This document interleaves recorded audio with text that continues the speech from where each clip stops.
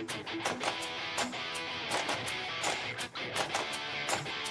everybody, how's it going? It is the Fantasy Rugby Yanks podcast. My name's Jared Dyke. I'm Ben Glauser.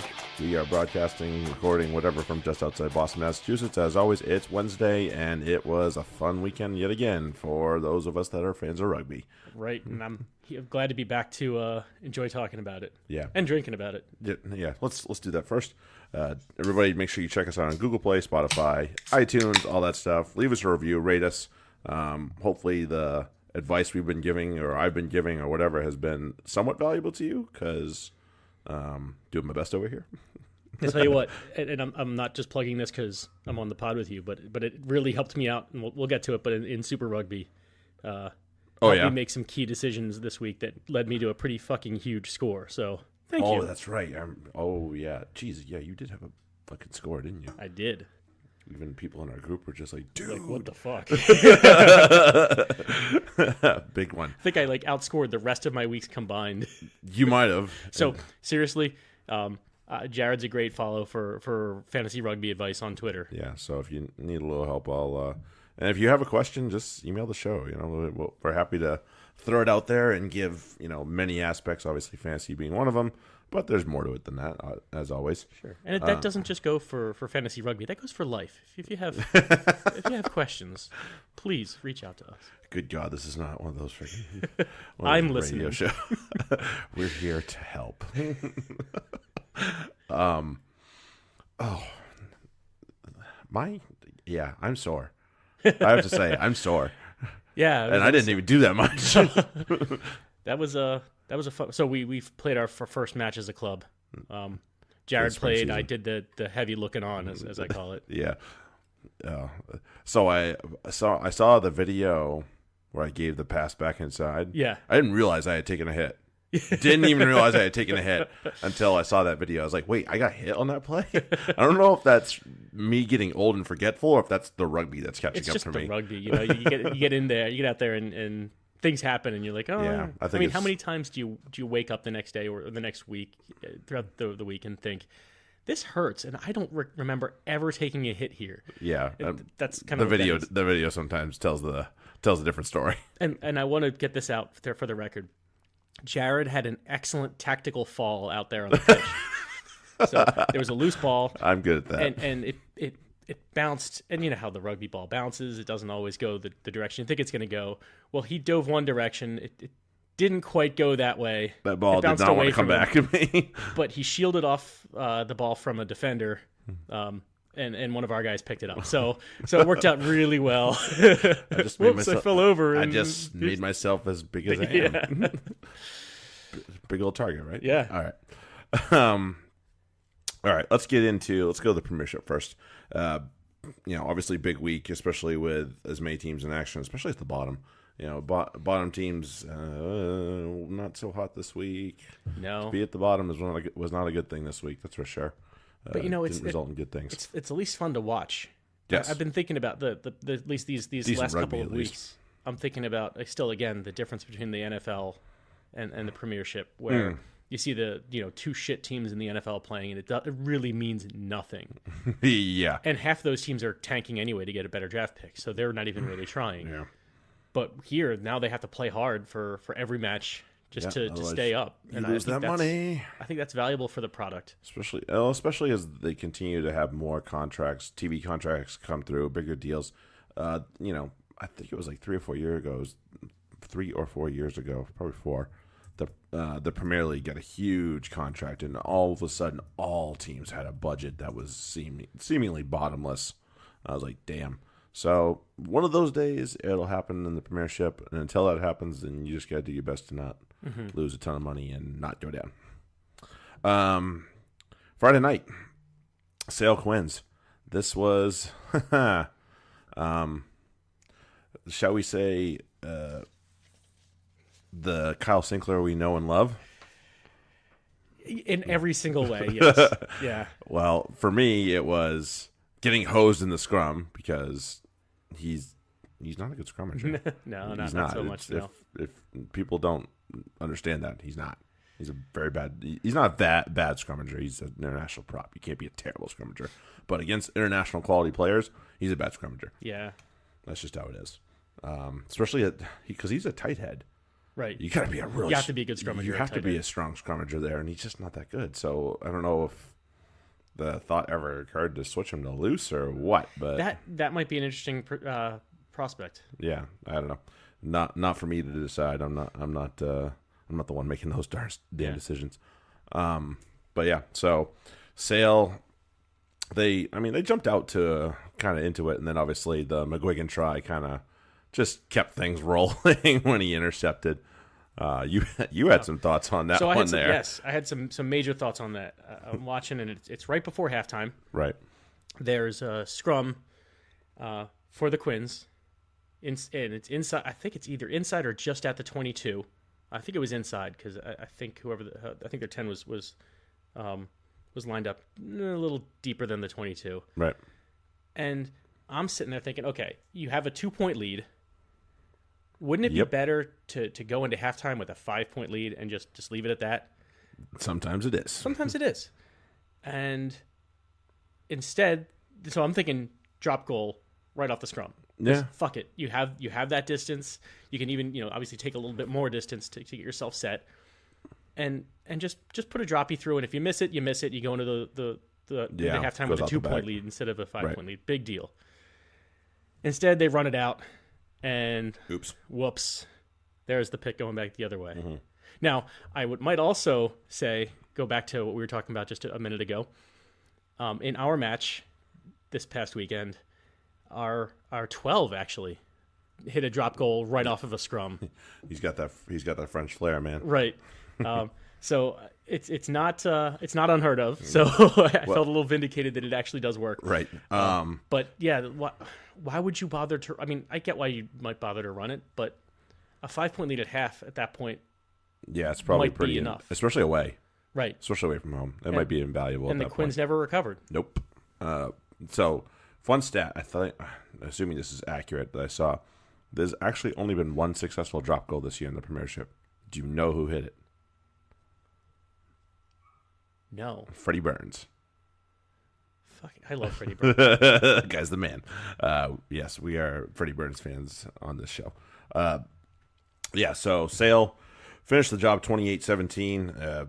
AJ McGinty drives the bus to the W, as like I said, as much as I dislike Steve Diamond, and I love AJ, so right. I love to see that. I love a lot of the Sharks. I just have no love whatsoever for the coach. Same. No, I feel that. Yeah, and I mean, you can see Danny Kerr obviously had a big day fantasy wise, but it's like it's all for naught. And just always frustrating to see that as somebody that might own somebody else on the team, and it's like, why couldn't like some of that just translate, because it beats the hell out of me. Yeah, so not a great game for Quins. They're gonna have to go back to the drawing board. They might be in danger of slipping out of that top 4 here. Yeah, they haven't yet. I don't think they have yet. No, I don't think they have. But yeah, they are. They're getting close, and that Joe Marlowe tattoo might be on hold just a little bit longer. I hope not. Yeah, they're still in 4th. Yeah, just hanging on. Yeah, well, they're 5 points ahead of Sale. Okay, so Sale was chasing them down. Sale's chasing them down. And then the clash, and I said last week it was at the Rec. No, this was at Twickenham. And it was a Twickenham-worthy game. It was a very, very entertaining game. Chucked the ball around a little bit.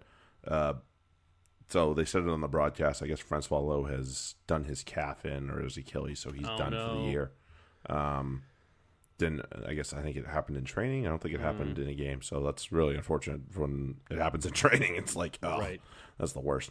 But at the same time, Jonathan Joseph puts his hand up and says, "Hey guys, remember I used to wear a white shirt too." Yeah. So him and then Coconut Singer might be a little bit. His shoulder looked like he was. No.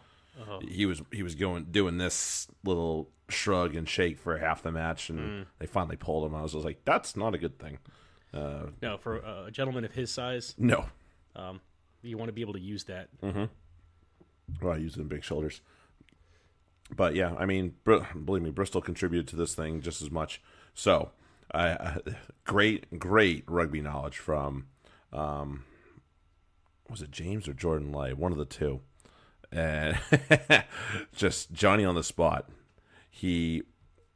So little known fact, when you take a drop goal or I think even a penalty kick and it glances off the post and comes back into the field of play, you can call for a mark. Okay. And he knew it, and it was, he's a big old prop, so he's like, I'm not about to run this out, but I can call a mark and maybe give my friends a chance to run this out. It was James Lay. There's two of them. They're twins. So James Lay was Johnny on the spot, called mark when the ball was falling off the post and caught it, and the mark was given. That's two impressive things right there. First, that he knew enough to call the mark. Yep. Or was dumb enough to try it. Maybe a little bit of that too. And two, that the referee was smart enough to know that, no, that's actually okay. Yeah. You can do that right. and give the mark. No, I mean, so was it? I don't remember which one it was. Anyway, I had a thought the other day, and it was just in my brain about the referees in the Premiership and which ones are very good, which ones probably can be, and which ones probably need to get thrown by the wayside, or at least maybe need a little bit more chance to grow. So Barnes, Pierce, and Doyle are the top three, no doubt. They should all get the semifinal and final between the three of them. What order it is, I don't know. Or if you will decide that. That is what it is. Or the Premiership, whoever makes those decisions. I still don't like Doyle very much. But he's better. Trust me, he's better than the other ones. That's true. I don't mind Dixon, except when he has games like he did this weekend. I thought he made a couple of really bad decisions. I don't like Matt Carley. Craig Maxwell-Keys is I like Ian Tempest. Christoph Ridley is young and still kind of working on it. And then I think it's Foley. Oh, meh. Foley annoys whole lot of meh on that one. So yeah, those I digress. All I know is those are my thoughts. I still don't know. There's few. They're very I don't know every ref their name by looking at their face, but looking at their face, I'm like, oh, it's this asshole. Really, this jerk off. Yeah, like the referees I know like by name are the ones I like. Yeah, or the French referees who I'm like, oh shit, yeah, we're going with this asshole again. The really bad ones. Yeah. But other than that, I'm willing to give some of them a shot, especially some of the younger ones who are just coming up. But right. So yeah, just another thought about referees while we were on it. So back to it. Yeah. Bath take care of business. 26-19. Scooch themselves away from the bottom and probably give themselves a safety blanket enough that they won't have to worry about going down with whatever few matches are remaining. I mean, we're on week 19 coming up here, yeah. Mm-hmm. So yeah, probably good to go. Bristol, on the other hand, get to kind of hang out down there and worry a little bit more for another week. So they got some big matches. Yeah, coming up. That's one that they couldn't quite afford to let slip away. Mm-hmm. The Bath they're above them in the standings, obviously, but that's one that they're not at the top. So no. that's a match that Bristol could have jumped up and won. Mm-hmm. Yeah, agreed. Just another note, fantasy wise, Chris Vui is tearing it up. He is. He's got like 40 and 50 points the last 3 or 4 weeks easily. I've been looking for a way to get him on my team. 35 plus since week 13, and since week 11 he only had one bag week. Wow, that was less than that. So he has been tearing it up, and he's pretty cheap, isn't he? Yeah, he is. 406. Yeah, no, 206. I read things wrong. 203. I mean, I have 203 on my sheet, but it might be different on the program. So yeah, he's in the 200 range. Right. So pretty darn cheap. If you need a lock and you need a guy that's playing most weeks, that's probably not a bad option there. And I ate 20 this week, but it was very productive, and we'll get to that later. Yeah, nice. To the Rico, which we're going to be playing at next weekend, and I looked at I used this match to kind of gauge. All right, is this pitch actually going to be good, or it wasn't a pretty looking pitch? There's some They're going to play a Champions Cup semifinal at this place. Yeah, I'm not thrilled that this is where this. I don't know why they didn't do it at Twickenham. I don't understand. I know they just had the clash there, but that's this week. This past week. They have 2 weeks to fix it. I'm sure they would have been fine. they should have played this at Twickenham. Whoever made this decision, the absolute idiot, needs to be fired. Yeah. That's just my opinion. But yeah, Marcus Watson continues to turn it on. Got a pair and a big day for him. He's making everybody forget about a certain person that left. That's for sure. Speaking of which, that certain person signed with an NFL team. Oh yeah, yeah. He thinks it's bad weather in Coventry. Wait until he gets to upstate New York in December. Well, assuming he even makes the squad. Yeah, he still has to make the 56, 50, whatever it is. Yeah, whatever it is. But, either and maybe even he'll catch on with the professional football team if he shows something good in the preseason. But yeah, so for those who don't know, Christian Wade, formerly of Wasps, has received a trial NFL contract with the Buffalo Bills. And somebody else signed with, I don't remember who it was, with the Jets. Didn't see. I couldn't remember. That was one. But either way, the big one is Wade. Is Wade. We'll see. I'm surprised though, because I would think that a wing in rugby would translate better to a wide receiver, but it looks like they're going to use him as a running back. The Bills. Yeah, one of those scat back type of things, I guess. But he's going to have to block, and he's not going to get good much luck space. with that. Like I could honestly see Wade doing well as like a slot receiver.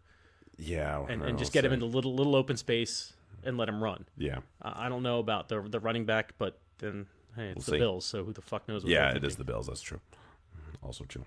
So Wasps take care of it, 28-16. It wasn't an awful day for Worcester. They just kind of let it go at the end. This was competitive right up until the last 20 minutes. It is. That's true. You know, they're putting stuff together, but not quite finishing. Right. Yep, it is true fact. Yeah, Pennell nailed a freaking penalty from just about halfway, I think it was. Right, I mean, dead center, but hey, it's good to know that you have that threat, but gonna need a little more juice than that. Yeah, and I made my one mistake this week on my team was I kept Weir in my starting lineup. Not good. Not good. He only got me 7. Yeah. I should have played Cheaty. I sat Mills. Good I decision. put him on my bench, but he got 10 points off my bench, so he would have gotten 20. Yeah, so it would have been better than fucking Weir. Yeah, I suppose so. Yeah, I should have played Cheaty. I played Owen Farrell. Speaking of the devil, yeah, Saracens take care of business, 26-12. Bit of a. This was, and this is going to sound extra arrogant, so I apologize. This was a match that, it looked like Newcastle had a glimmer of hope, but I'm sitting there thinking, yeah, but the Saracens haven't had the ball for a lot yet. Right. And just wait until they have the ball for longer than 5 seconds, and we'll see what happens. Well, geez, they had it for 5 seconds even, and they did that magical little Fijian try where they were all offloading and snatching it out of the air, and Maitland finally got over. And I mean, if that very little possession is producing tries for the Saracens, you probably should be a little terrified if they have more ball. Yeah, I think I said. So where was I? I'm trying to look through the timeline here, but it was like 30 minutes or so into the match, and I'm like, the Saracens have had possession for about 30 seconds, and they're winning. Yep. Yep. Because they put up 2 tries. So, that was a kind of a frustrating match to watch, except for those like 30 seconds. Yeah, I know. Or so there were only like little glimpses of good things going on for the Saracens, but look at those glimpses. Look at their DNPs. Look at the Saris who didn't even suit up. And it's so funny story. I'm entering it into my data, and I'm entering in game played, and trying to figure out who's played games. I go to Alex Good and just automatically enter in 18. I'm like, wait a minute, no. Yeah, this is his first game sitting for the whole season. So I mean, if anybody deserved a seat, it was him. Right. So. I'm glad they were able to give him a rest, and obviously Farrell coming in didn't hurt. Rather. No, it doesn't hurt at all.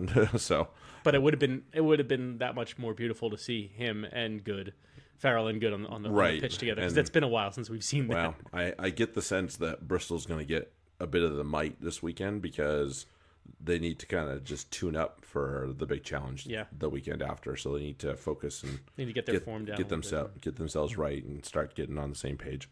Yeah, and if you're gonna rest so many of your stars, you're gonna do it against a team I like Newcastle, who's at the bottom of the table. Well, and while they're at home too, if this was at Kingston Park, it might have been a different story.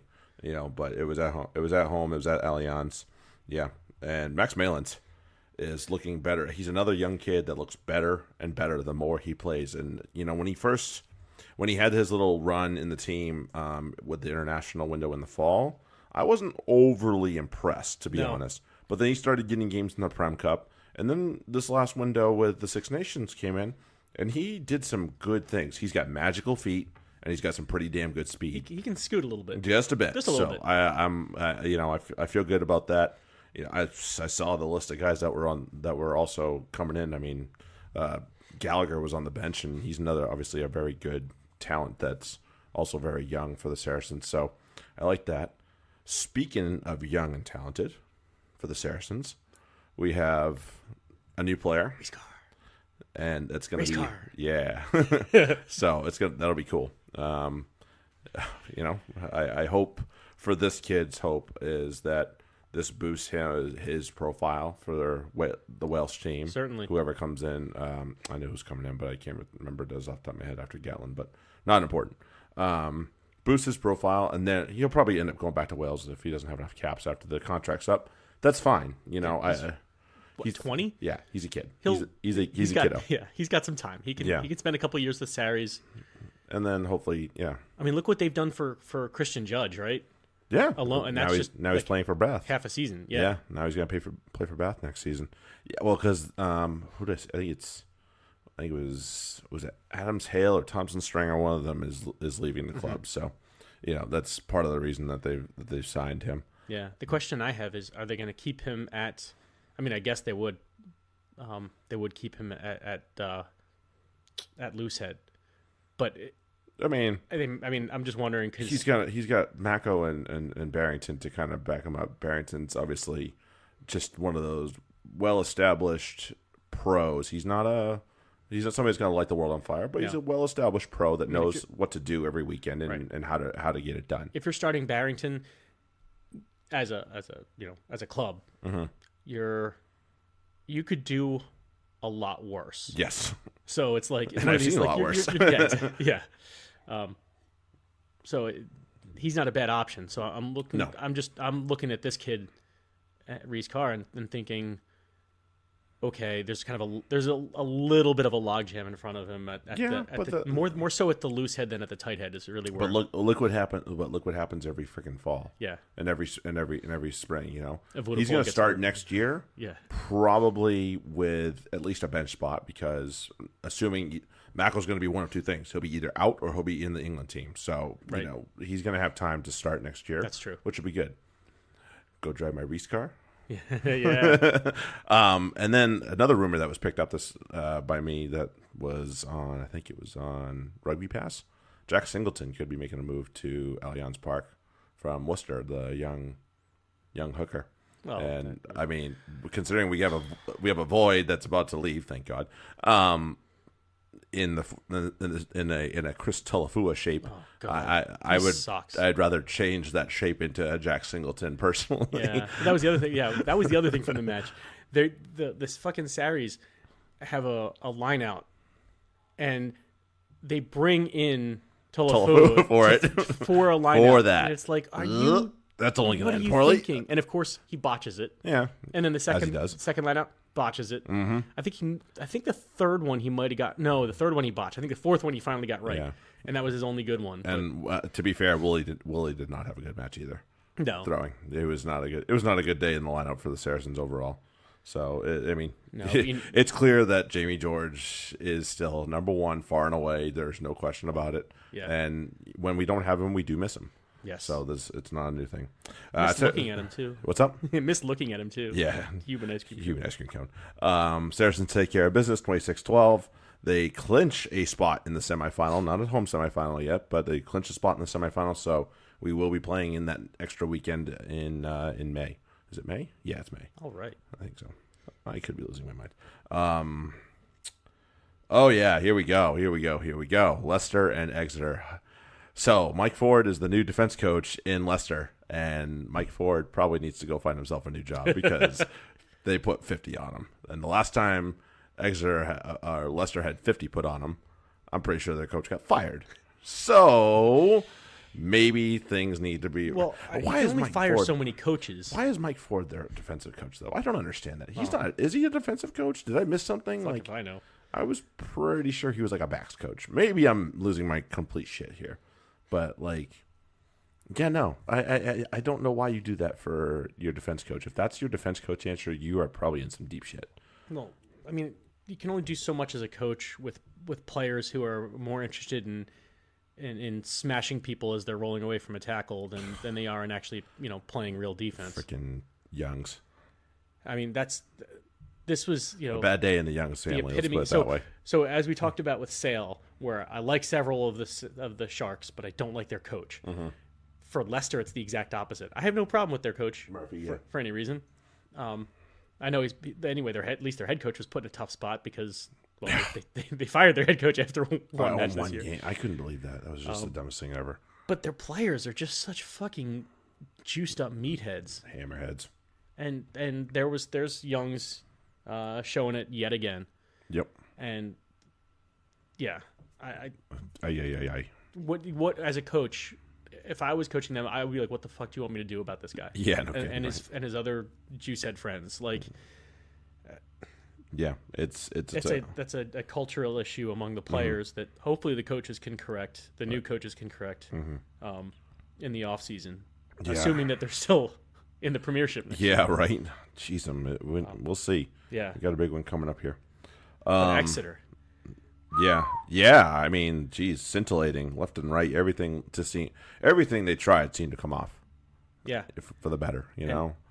It was fun. That was fun rugby to watch. If you're not a Leicester fan, that match was fun to watch just from that perspective. Because even Leicester did add a little bit to the entertainment, despite their best efforts. Yeah, Ford was a lot of fun to watch. Yeah, he's he is an attacking 10. It's not a new thing, but the problem is he's not a good game manager. That's always been the knack on him. But he is a very good attacking 10. Yeah. So yeah, it's always good to watch him. I'm just happy when I was watching this match that I was thinking about with my team getting rid of Kvesek because he's had a couple of down weeks. He had probably 3 or 4 down weeks in a row. Right. Yeah, but I looked on a certain Twitter feed for some advice, and it said and Kvesek was one of Jared's big green lights in this matchup.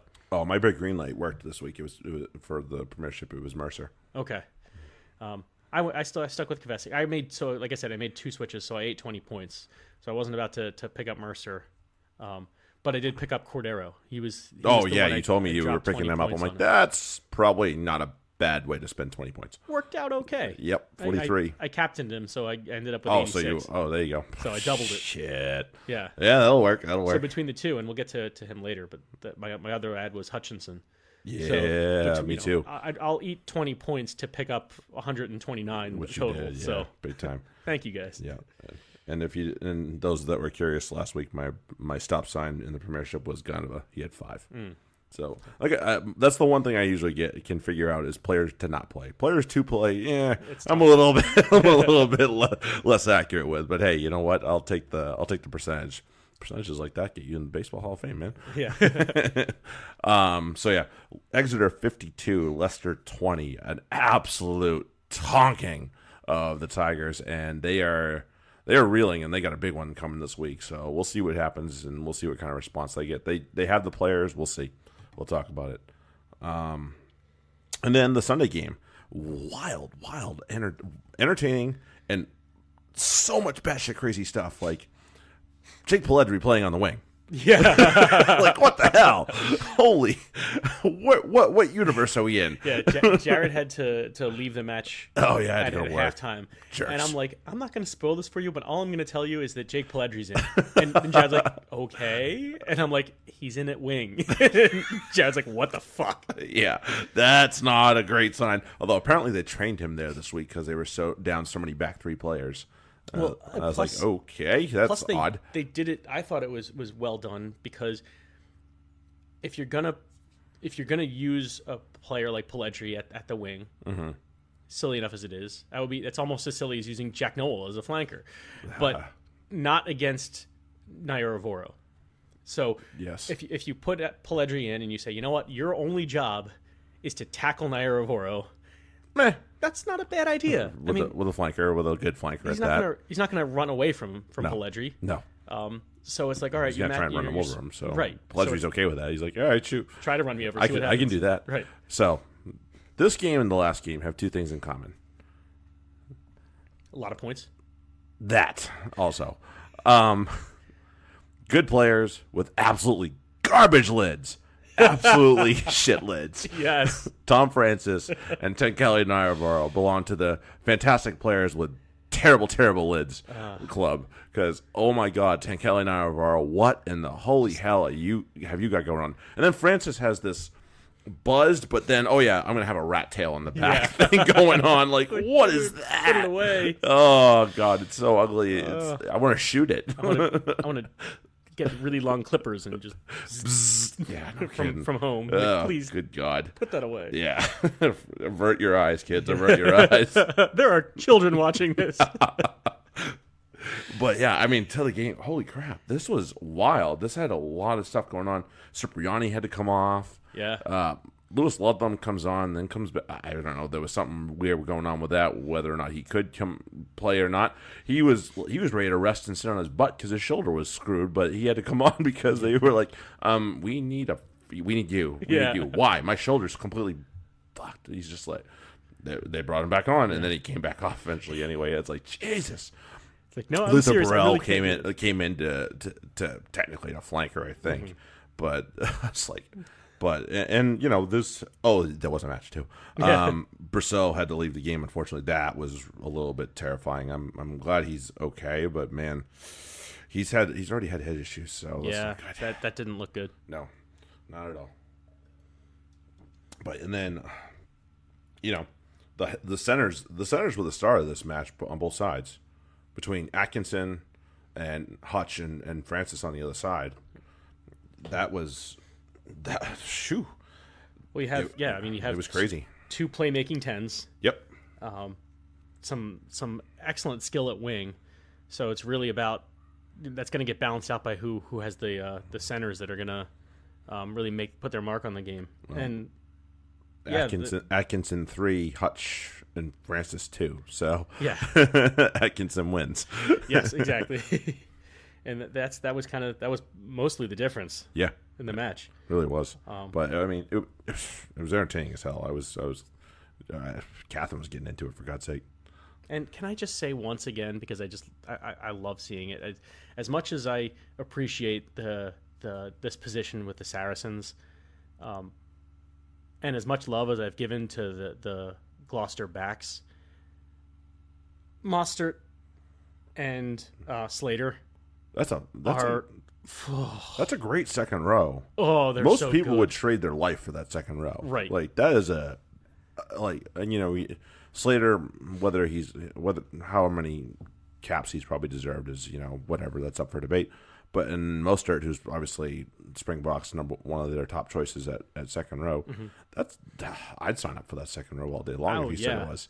If you're starting a team and this is your second row, sign me up. Let's go. You know, all right. That's no big deal. Yeah, without even looking at the backs. But then you look at the backs and you're like, oh, wait. Yeah. So Sips and all these other guys. So Gloucester are slowly marching their way towards a semifinal spot. Not quite clinched there, but they're inching ever so close. They have to be, I'd say probably a bonus point win and maybe another one, but probably at least a bonus point win. Yeah, a bonus point win and a little help will probably clinch it for them, and that'll be great to see Gloucester back into the semifinal again as a club. Yeah. So that's something the Premiership needs. Gloucester 40, Saints 31. I would, you know, I've shown my love for the Saints and Chris Boyd and Bigger and Ludlam and Hutch and all those guys. I would love to see them back in Champions Cup rugby. That's a place they belong. They've gotten to a couple finals. They've won one, I believe. You know, it'd be good to see them back there. So I really hope that they can finish in the top 6 at least, so they can get back into this and, you know, make a mark on Europe again, as people believe in that area that they can do it. They really can. All right, let's go to the folks down under. The other side of the globe. Yeah.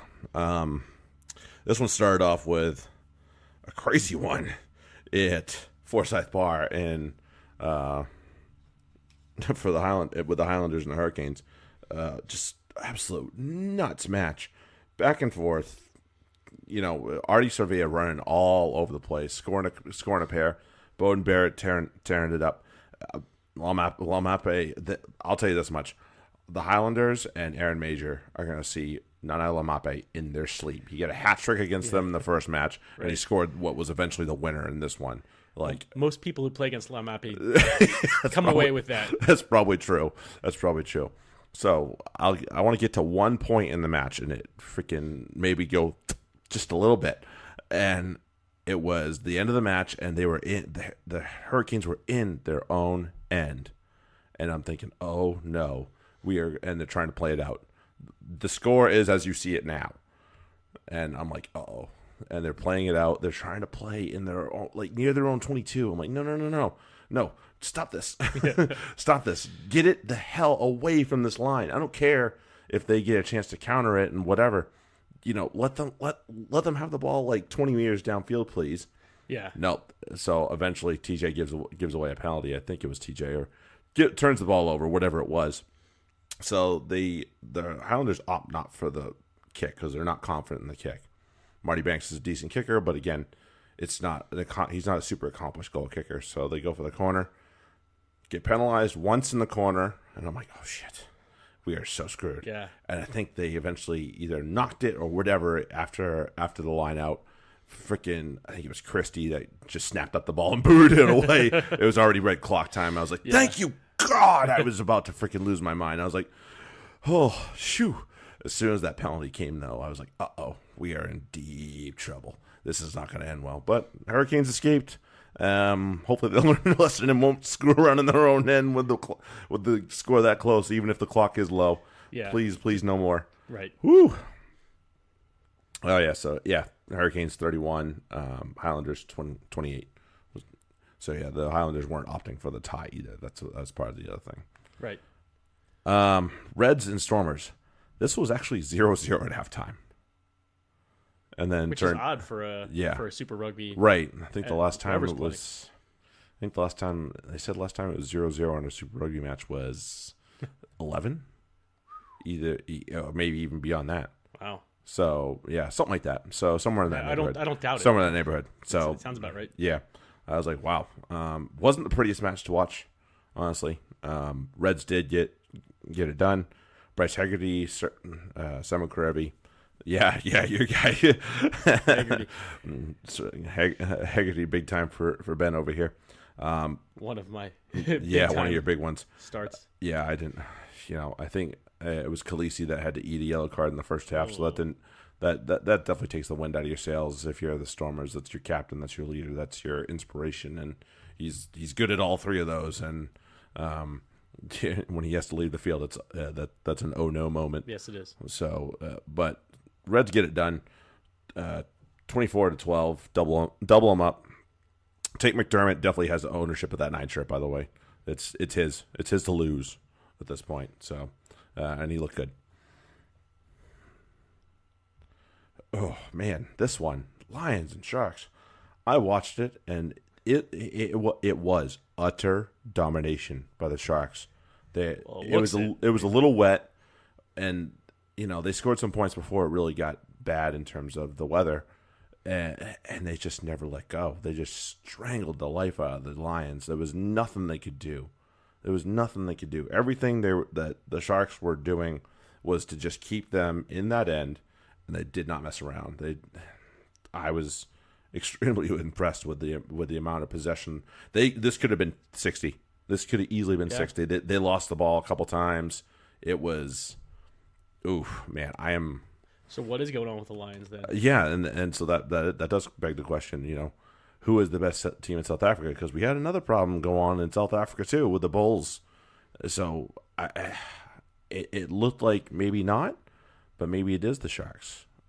Stormers are having a tough time. Obviously, they've been on a tough road trip. Right. Haven't had a lot of success.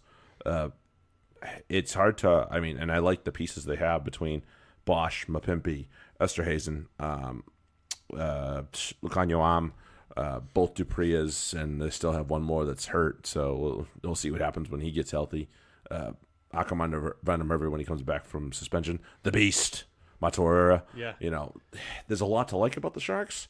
If they can play this style of rugby, because some of the stuff I had seen before was not pretty. No. If they play this, that's a lot better. That's much, much better. So Sharks take care of business, 42-5 over the Lions. Lions are a bit of a shell of their former self. They've lost some players to, transfers and stuff like that, but they did that in previous years, and they still found ways to get better. So now I'm wondering what's going on there. And I know that they lost they've also Ackerman, so that did not help either. They've also done they've played a lot of rugby. I mean, they've been to the finals a couple years in a row, right? So yeah, maybe they're getting worn out. Yeah, there's only so much they can. Plus, a lot of the Lions have been picked from Lions. A lot of the Springboks have been picked from the Lions. Yeah. So, and if they were on those tours this last fall, that's a lot of rugby for them as well. So, right. That could have an effect on them as well. I have a feeling. Crusaders and Brumbies. It was a wonderful day to be a Crusader, that's for sure. Usually is. Yeah, I mean, so something that was said on the broadcast, and you look at the score for the Brumbies, you play some fantastic stuff. You don't play that poorly necessarily, and you look up, and you're getting hosed on the scoreboard. The 14 is probably a little bit misleading. They got one at the end, or near the end. So, you're getting hosed by 20 points, and you're like, shit, have we played this badly? And they hadn't. They really hadn't. But the Crusaders, as always, have a knack for just taking the opportunities and slamming the door shut on you. And it's just like, wow, it's amazing. Crotty had an amazing game in this one. He was, he looked like the old guy himself. Very honest in one aspect. He knocked the ball on, and I think he was in a tackle, and the referee was going to play on, but he said, I knocked it. I knocked it. Mwanga, they let him loose. Whoops. Don't let it. Wrong guy to let loose. Sever Reese was loose a couple times. I would assume. The 48. Yeah, 48 points, big time. Taufua had a nice one where he found it was a good pass. I think it was from Crotty. Found the line with a gap, and off you go. Brumbies were very ill-disciplined. That was their one bugaboo. 2 yellow cards, almost in succession too. So that when you're playing 20+ minutes down 14, that's a lot of breathing right there, man. It is a lot of heavy breathing. Yeah, and especially against a team like Crusaders. Well, there's your problem right there. You cannot play 14. No, they're hard to beat with 15 on field at a time, let alone when you're a man down. So, piece of advice to everybody that's about to play the Crusaders: don't get a yellow card. Right. Will Jordan played pretty well. He had one try taken away from him, I think. I thought there was one that should have been a penalty try. Had a high tackle on him and wasn't awarded, but it is what it is. He did get one over, so he still had a good day. The kid, more youth than the Crusaders. I don't understand it. More youth. Him and Bridge and Enor, it's a little terrifying. Those good programs, always they're producing. They seem to. You just you almost grow them on trees, but there's kind of a reason why that happens. Mm-hmm. Indeed. And the Crusaders, that's they almost lull you to sleep because they're not, like you said, they're not doing anything. They're not doing a lot of otherworldly stuff. No. Right. They're not. There's not a lot of razzle dazzle. It's just we're just gonna line up and win our one-on-one matchups. That's basically they find ways to make a mismatch space. And then done. Yeah, that's what it does. They just create mismatches and that's the end. It's purely clinical rugby. Yeah, very. And so if you keep your discipline, you can maybe match up against them. Right. And we've seen some teams do it, but in clinical rugby, that's pretty much their Captain Reed to a T. So fits the personality. It does. Crusaders 36, Brumbies 14. Crusaders stay on top of the entire Super Rugby, but especially the New Zealand Conference, with guys trying to chase them down. Blues and Waratahs. This was a decent match. And we have more on the Waratahs in a second. Why didn't I screwed the score up? Whoopsie. I know the Blues won, so it was like. Oh yeah, there it is. But anyway, Ma'ananu putting his hand up again. Good. So good for him. Yeah, He had 2 try assists in this game, plus he got one on his own. It's a resurgence for him. Blues had 32, 1-3. They worked the ball for 3.5 minutes to red clock, midfieldish. That's hard work. And Waratahs were very frustrated by it. I didn't think the Waratahs played that badly, and the Blues jumped out to a start for sure. They were high energy. They seemed to be all over the place. The Waratahs seemed to be kind of in their sleep a little bit. Waratahs obviously got back into it. Only lost by 3. Had some good stuff going for them. Bernard Foley finally got the team moving in the right direction, but in the end, Terry Black, Ma'ananu, and the rest of the team get him over the line. Tom Robinson had a decent day. He's looking like maybe one day he could be wearing a black shirt. So good for him. And he looks at it. I look at Tom Robinson. He's not somebody I sit there and say all black. You don't look at him and say he's a rugby player.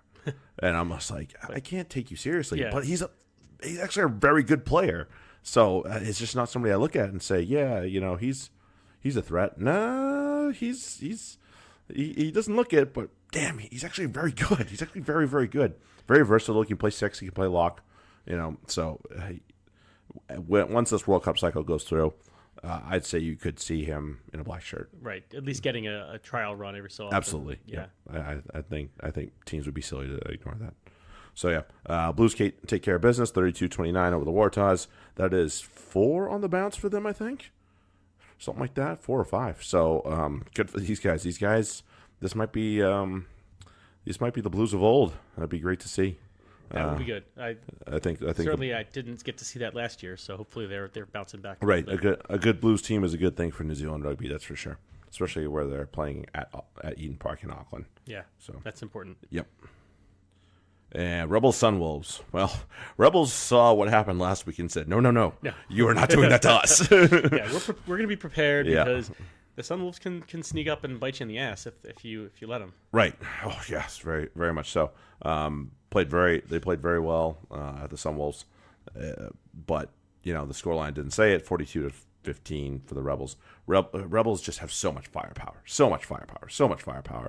and Quade Cooper. Just he continues to say, I need a gold shirt. And I think this season is I don't think you can deny it to him after, certainly not the way he's It'd playing. Be ridiculous to deny it to him. Right. And I really think that he's finally finding his true form after being away, switching codes. He's playing and then he played like club rugby last year or something like that. So he needed to get back to it, and now as long as he's committed to union, which he seems to be. It seems to be. So if he's gonna play like this, there's no way you can deny him that get gold. Just because he, okay. So you start Bernard Foley because that's the guy that started for you for the most of the year, or whoever. Mm-hmm. Put him on the bench because he has so much in the locker that can change a game for the better. And if you're losing, why are you going to leave him on the bench? Exactly. He can pull it out. He can pull that rabbit out of the hat that you probably need if you're in a really sticky situation with being behind. Hopefully not being behind by too much, but or even a game changer when you're maybe have a little bit of a lead and you're like, you know what, we need just a little bit of energy boost. Yeah, you want to put it away. Little bit of breathing room there. But I think he's putting his hand up for the starting position. He's got to be a Wallaby. End of story. He's got to be a Wallaby. But yeah, so as much firepower, and we see the firepower. These are all backs that are on the Rebels score sheet here: Hodge, Genia, Meeks, Cooper, Maddox, English. They still have Matt Tamua waiting to come over from Leicester when the season's done. So. Australia I rugby. He can't wait to get the fuck out of there. Yeah, probably not. No, not in that situation. That's a big difference in situations right now for sure. So yeah, Australian rugby. If you thought you could, maybe catch the Rebels, just wait. They still have more firepower coming. Right. Good luck. And the Sunwolves, I don't want to leave them hanging in a way because they played a good match. So the Sunwolves remind me a lot of Worcester in the Premiership, Okay. where they do a bunch of good things, they don't finish, or they make one little mental mistake and the ball's in their try zone. Bad news, yeah. Case in point, the last Hodge try. Yeah, they get the firepower out wide, especially with Maserwera, I'm Woohoo! really happy I played him. Yeah, he's on fire. But they have the likes of him. Hayden Parker. They're talking about him coming home to New Zealand and possibly playing for the Kiwis again. And I was like, damn, that'd be a jump right there. Right. He missed his first kick in however many times in this match, and I was like, We're all damn, like, what the hell? How'd that happen? like he missed? Yeah. Oh, he's human. All right. If it bleeds, we can kill it. Yeah. So I mean, I do like Hayden Parker. I think I said it before. I think he's an underrated, undervalued piece in this league, let alone on the Sunwolves. Just because he plays for the Sunwolves is why he probably doesn't get as much attention and or respect, which is unfortunate. It was a good team. So yeah, Rebels 42, Sunwolves 15. Rebels stay atop the Aussie Conference and continue to show the rest of the league, look out, we are here and we aren't going anywhere. And good. I'm happy to see the Rebels doing well. Yeah, they're playing some good rugby. And then the last one of the weekend, another bit of a shocker. Jaguars 22, Bulls 20 in South Africa. Like and we talked about it before off the pod. It was surprising to see how the many at least the names that I knew off the top of my head for the Bulls that were resting. No Pollard, no Creel, no Speckman. Like they really didn't take this Jaguars team seriously. Yeah, I don't understand. I can't believe that. This is a team that made the playoff last year, and I know they're missing a couple guys. I understand that, but still, it's just a couple guys, and they are two guys that are notable, obviously, Creevy and what the hell's the freaking Nick Sanchez.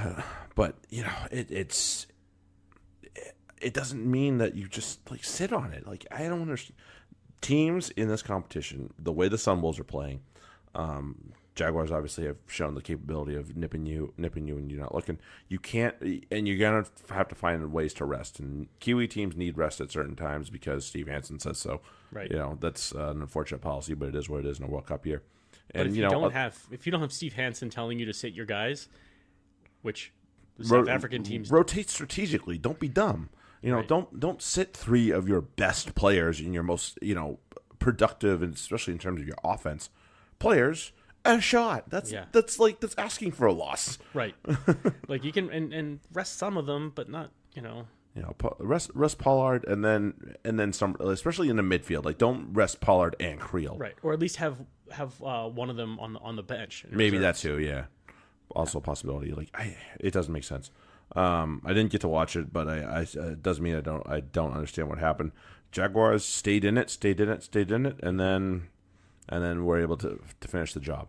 And I know they rested a couple guys too, but still they have just as much depth as anybody else because most of these guys are playing on this team to play for the Pumas. Right. So with the exception of the few and far between that are out there, including our former Puma from the Saracens, Bosch, who's going to call it good, or at least leaving at the end of the year. Yeah. Have you seen the tribute videos? Yeah. Oh, I love him. I love Dusty. him. So apparently he's. Yeah, so as the sounds of it, sounds like he's one of the nicest guys in the universe. He's also one of the most handsome guys in the league. So I thought that was funny. I was like, "There's a handsome rugby player." Yeah, he's not a bad looking guy, although he's gotten older. But he is apparently one of the nicest guys in the league. Handsome rugby players do exist. One of the nicest guys that you could ever meet, and also a very true professional in terms of guiding young players along. So he'll be a missed asset at Allianz. But I digress. Jaguars 22, Bulls 20. Bulls, I thought, were the best team in this conference, and now they've proved me wrong. So, honestly, this conference is anybody's at this point. Yeah, I wouldn't say they proved you wrong, they certainly sure didn't prove me right. That's for sure. So, your guess is as good as mine in terms of who's winning this sucker. Yeah, that's all I know. I'm not making any predictions on that. No, it's 1 week it's the Sharks, 1 week it's the Lions, 1 week it's the Bulls. Even the Stormers will put their hand. Same. I don't need to see the Lions losing again in the final. Let's let somebody else. Yeah, right. Let's let somebody else have a shot at that. Yeah, shot at the big L. Yeah. One thing we didn't get into yet, looking back at the Waratahs match, is Folau. And he's opened his Twitter feed and his social media back up again. He probably shouldn't have done it because it's gotten him in trouble to the point where he might get the boot from Rugby Australia. And I think it's time. He's a fantastic player, but if you can't... So here's the thing, and people are just like, oh, he has an opinion. Yes, he has an opinion, and you have a right to an opinion. Yep. But to respectfully express your opinion and being a jackass about it are two different things. He's kind of being the latter.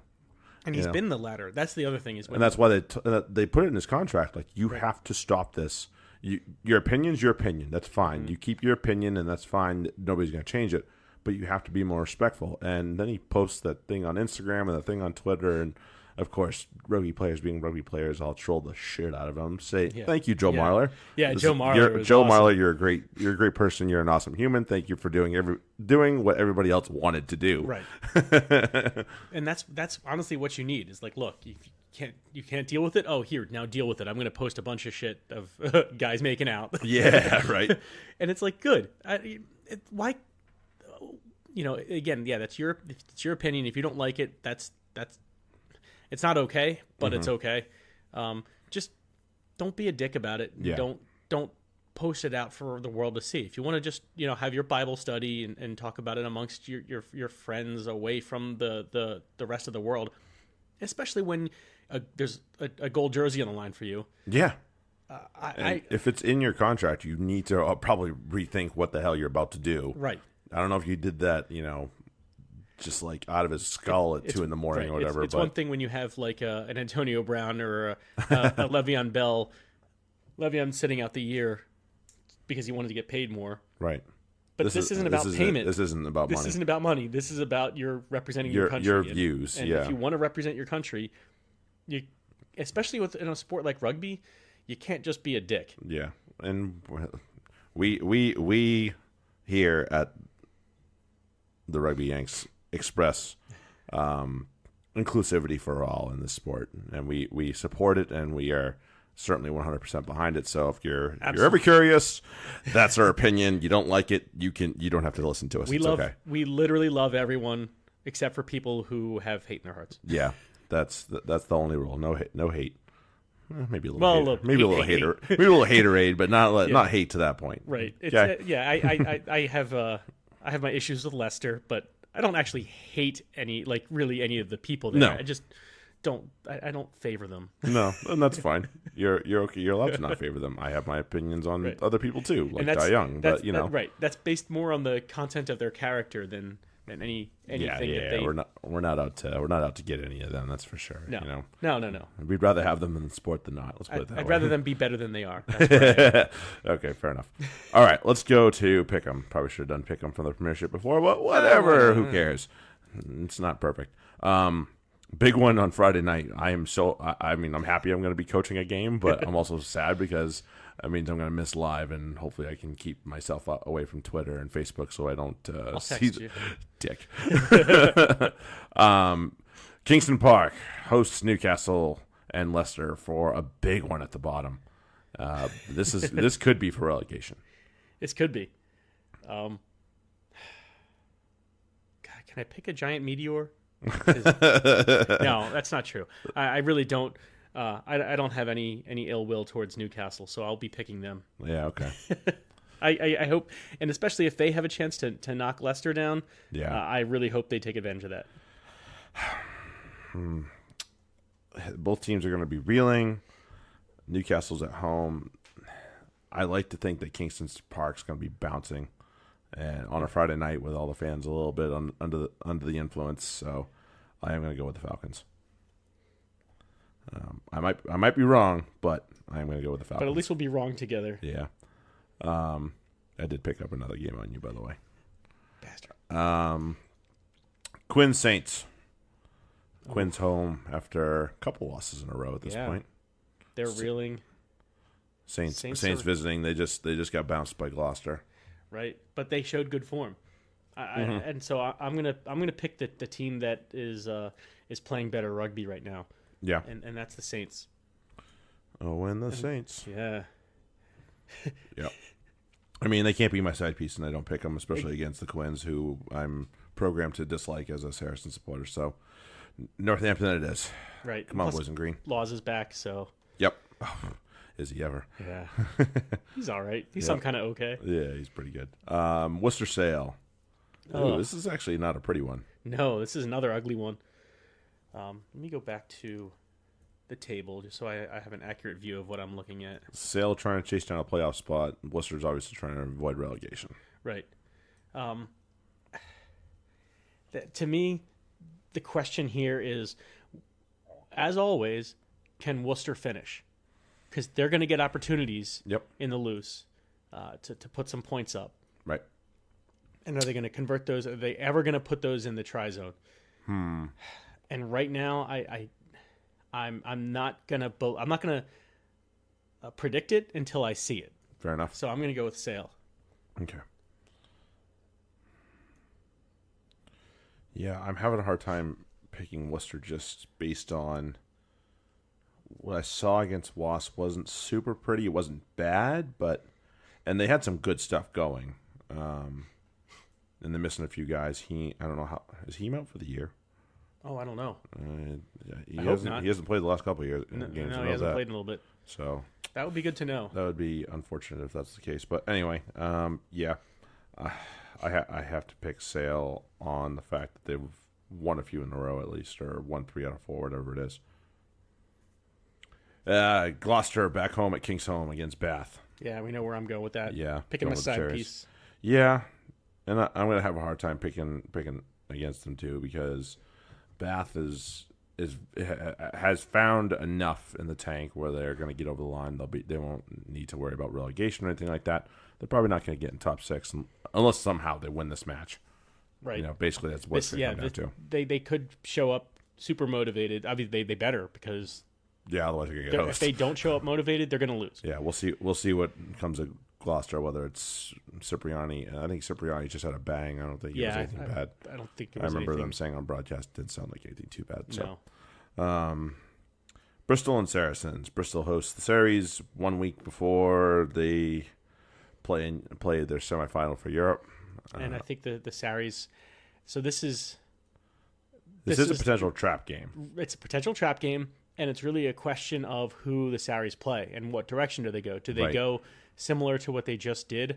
Like, do they rest Farrell this week? I don't think so. Do they rest Itoje this week? Form. Like, do they rest some of their, like, do they flip? So last week they rested guys like George and Billy Villanapola and Good and Liam Williams, which I'm not sure.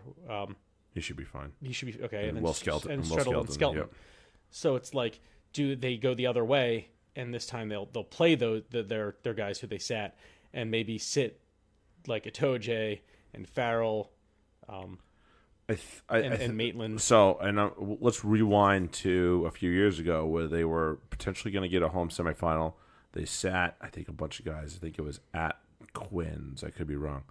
It was an away match. They should have won. Mm-hmm. They sat a bunch of guys because they were worried about Champions Cup, which they eventually won.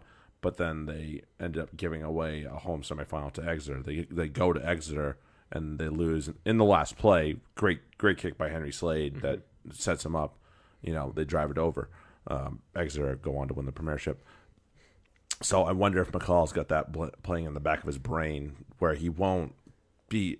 He put out the bin juice. Let's be real about this. He put out the bin juice in that game. He didn't put out anybody worth a damn. Right. He put out the shags for sure. And the question is, if they put out 2 or 3 of their England players instead of 7 or 8. I think they'll put out like 3 or 4, and they'll probably get over the line. So and I still think that's enough. So I still think Sarries win. So all this talk for really me just picking the Sarries anyway. Yeah, I mean, and we're not discounting. This will be close, right? It's at Ashton Gate. Yeah, they're gonna put up a fight. I'm not expecting a blowout here because especially the way they played last week was not. Yeah, they've played some very expansive, entertaining rugby, and you can't sleep on it by any means. They have some great pieces. Pietau still won't be back, I don't think. So that's the one. Ooh, thank God. That's the one thing I'm okay with. Right. But yeah, they have some good stuff. Dan Thomas has been on fire lately, who was their player of the year last year. They have some good stuff. So yeah, this will be a fight. Yeah. Especially with them at Ashton Gate. Exeter and Wasp. I can pretty much tell you exactly where I think this is going with them at Sandy Park. Exeter don't lose at Sandy Park. And they won't this week. No, they definitely won't. I mean, come on, you Wasps and all, but... yeah, you know, I just keep Gloucester away from us for just long enough so we can get a home semifinal. Yeah. We'll deal with it then. All right. Yeah, I want the Wasps to win. I just don't see it actually happening. Yep. Crusaders and Highlanders down under. This should be a fairly entertaining one, but I don't see the Crusaders falling here. No. Again, I think it's going to be a very fun one to watch. I don't think they've played this reverse yet, so I don't think they've played at. Oh no, they were supposed to play at Forsyth Bar, but they canceled it. Shit, that's too bad. We had to have that get spoiled. Yeah. But for good reason that it got canceled. So I'm not. And Crusaders could be changing their name. Oh, emblem, yeah. All their imagery, and they'll do it, and it'll be done. Right. So be it. I mean, I'm glad that they're even just considering it. They're trying to be sensitive to people, especially in the area. Right. Fair enough. I totally commend them for at least considering this. A lot of people wouldn't have. No. Rebel Stormers. Poor Stormers on the road again. This is their fourth or fifth match? Fourth, I think, on the road. They played 2 in New Zealand. They've played 2 here. I hope they have a bye coming up because they're going to be tired. They're going to be tired. Yeah. And they've rotated some guys, I understand. Like, Elizabeth didn't play last game, but still, they got to probably rotate some more guys. Right. So we're still. I think we're going to maintain our samesies picks here. Yeah. I don't have a reason to not pick the Rebels, especially the way they've been playing. Me neither. Here we go. This could be it because I know who you're picking here. Chiefs Blues. Chiefs coming off the bye. Yep. Blues 4 on the spin. Although to say that the Chiefs aren't hot is probably also incorrect because they are also very much in the mood after their last few games. Yeah, they've been picking it up. They obviously humped the Bulls. Yes, they did. So, it's hard. This is a hard one to call, honestly. The way I'm just looking at things, they had the bye week, and I think the Chiefs are a better team overall than the Taz, and the Taz still gave the Blues a run. Right. No, you're probably right about that. So I'm going to go with the Chiefs here. Yeah, I'm not. I love me some Nanu. I love me some Sunnyville. Yep. I love me some Ioane brothers. I still think Damian Mack and company get it done. Yeah. Yeah. Here we go. This might be a fun one to pick. Brumbies at home against the Lions. Now, this is probably going to be one of the less entertaining matches, but it also will probably be one of the closer ones too. It's going to be a bit of garbage, but so flip a coin, and I'm coming up with the home team again. Yeah, Brumbies. Yeah, I'll give you a chance to catch up. I'll take the Lions. Hopefully, Quagga Smith or Warren Whiteley or somebody is back for the freaking Lions to give them a little bit much. It was very evident that Quagga Smith was gone in that last match because they got no ball. Yeah. They got no ball from the Sharks. All right, so there we go. Now we have something different to maybe give you a chance. Sharks Jaguares. In this case, I'm going with the Sharks. Yeah. Well, they are the hot team, and I am going to definitely... They're hot. They're at home. Yes. And again, they will know... I feel like they'll know not to take the Jaguares lightly. Yes, and that's the thing. The Jags bit somebody in the butt already, right, and caught them napping. I don't think they're going to be able to do it a second time. No, and I think the Sharks are talented enough and good enough as a team to prevent that from happening if they show up. Right. Bulls Reds. Bulls at home. Reds on one of their first road trips for a while. I think the last one they played 2 games away from home. I think this one will be a little bit longer. I think this one's going to be about a 3 or 4 gamer for the Reds. Starting that off. Reds just beat the Stormers and have been in decent form. They absolutely torched the Brumbies. Right. And I'm going to go with the Reds here. Okay. Surprisingly, because I think, like you said, they've been playing reasonably well. The Bulls are kind of, to me, hit and miss. They can be, yeah. And so, if the Reds are going on a road trip, you want to start off that road trip with a solid. Yeah, if they want a shot at the playoff, they need to win this thing. Yeah. They need to have a successful road trip. Let's put it that way. Right, and then if you want to have a successful road trip, you need to start it off with a good performance. So I feel like they're going to rock up and throw their best effort, and I think that'll be enough. Okay. Well, Yeah, and I'm going to take the Bulls because Andre Pollard and company is going to be something that probably is going to be a little pissed after not playing last week. Yeah. Watching a team lose to a team they probably shouldn't have lost to. So I think him and Creel and everybody else that's on that team, assuming Skull Brits is back from his red card. Yeah. I don't think it was more than one, because especially since they were both probably just like, yes, I punched that dickhead in the face. What of it? Yeah. Okay, 1 week. Yeah. But and they were also gentlemen. They were also gentlemen about it afterwards. So it's going to be an excellent match. Yep. Either way, so this shouldn't be a bad one by any means whatsoever. No. Okay. So to find fantasy advice, I have plenty of it, including big green lights and big stop signs. Don't forget to follow me on Twitter. But obviously, if you want, keep track of the pod and some decent team play, because let's be real, of the two of us, you actually do better on the Prem site. I've got the FRD down, but you do a little bit better with the salaried guys. Yeah. But so just make sure you follow us on Twitter.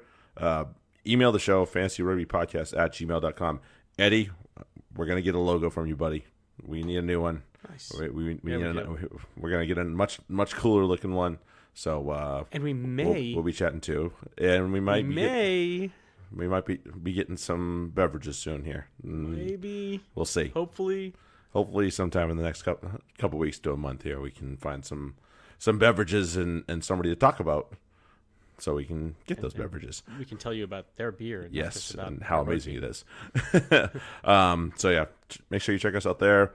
iTunes, Spotify, Google Play, all that stuff, good stuff. Leave us a review. Tell us if we suck. Tell us if you like us. Whatever tickles your fancy. And don't forget to enjoy the rugby this weekend. And we'll catch you next week when we'll be talking about the semifinals in Champions Cup. Ooh. So it'll be fun. Thanks everybody for listening, downloading, and all that good stuff. We'll talk to you guys soon. Have a good one. Cheers. Later.